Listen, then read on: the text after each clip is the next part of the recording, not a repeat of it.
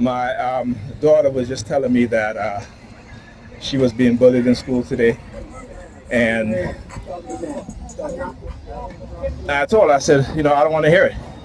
I said, I put you in jujitsu so you can defend yourself. All right? And I told her, I said, I don't want to hear it. You defend yourself. You're in jujitsu. Okay? You have my permission to defend yourself, because this is what they'll do. When she moves to a new school, they will start bullying her. Unless she do like what Ethan did, I should say, which is to stand up for himself and whip their ass, then they're going to continue to bully her. So I am not going to, pacify her, and I'm not going to have her have this passive mindset where she's being bullied and she doesn't want to fight back. She's going to have to fight back.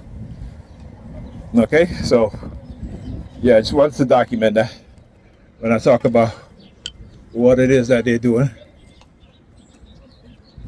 All right. Look. Yeah, keep walking. He's staring at my daughter. Keep walking. You had your person in the background there using their sirens. All right, a bunch of tyrants, a bunch of criminals. Like I said, the cesspool of criminals are in the New York City Predator Department. Without a doubt, and it's not just me saying that. and it's not just me saying that. Come, walk on the other side of me, please.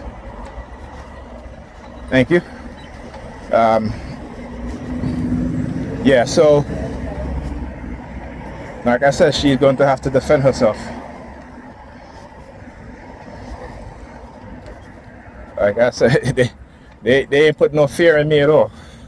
Their lies and the manipulation.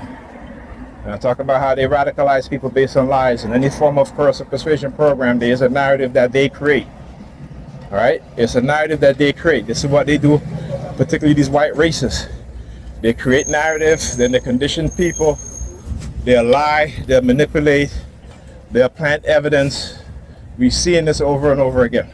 And yet, because they're in a position of authority, my people, the Negropeans, listen and believe. But they won't believe their fathers, their brothers. They won't listen to their husbands.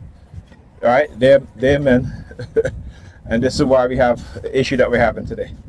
Because the state has controlled the minds of our people.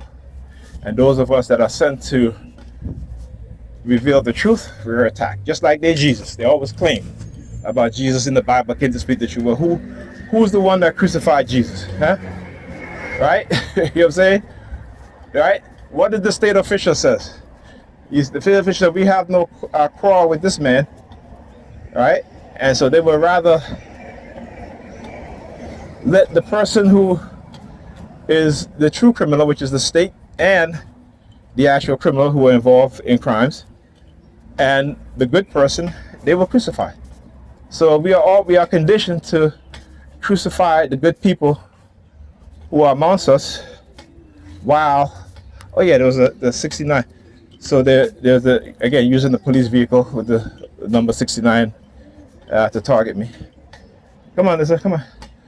But anyway, so as I said, this is what they do. When I say that black people don't really know how to be good, because we don't, right? Because we'll attack the good people just because, they may be Muslim, they may be not religious, right? While we vote for politicians who talk about God and this and that and such and Jesus, but do any and everything in their power, right, to destroy their lives and the lives of their children, while promoting all sorts of ungodly, unmoral things, right? You know what I'm saying?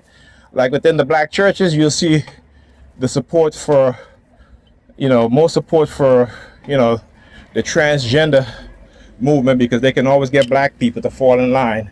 This is the white racist liberals. They can always get black people, particularly black Democrats, to fall in line with their wicked agenda, right? To fall in line with their wicked agenda. And they will gladly do it. They will gladly do it. Why? Because the pastor and the churches are used as tools to manipulate the masses, right? Because the pastor themselves are engaging in the same immoral act, right? That's what that's their terminology, not my terminology. They say that it's immoral. but yet your pastor will, sexually abuse, and your priest will sexually abuse. Look at what's the dog do? Young boys and young girls. All right? I understand the way how the system works. That those in position of authority and power will commit most of the crime that they're accusing those in the population of committing. But they get away with it, right? They get away with it. Why? Because they've conditioned the people to accept it. They condition the people to go along with it. They condition the people to blame the victims, right? They condition the people to, chase the victims out of the churches, right? Blaming them. Oh, look at how you dress, But yet they go out and they dress, and if a man, grab their ass because they dress provocatively, they talk about, oh, I should have the right to wear whatever I want to wear. This is the hypocritical mindset I talk about. This is the contradictory mindset.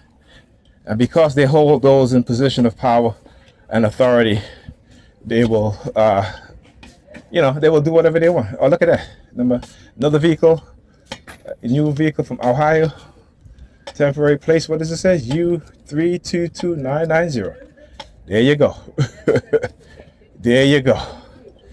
So yeah. As I say, so you got to understand the psychology of people, particularly when they're in position of power, and how they understand their power and authority over people who are very simple-minded, right? When I say simple-minded, and most people are simple-minded because they don't have the ability to think critically, they don't have the ability to analyze things, to ask questions, and religion plays a big part in what it is that they do, right? Religion plays a big part in what it is that they do. All right, and where did we learn this from?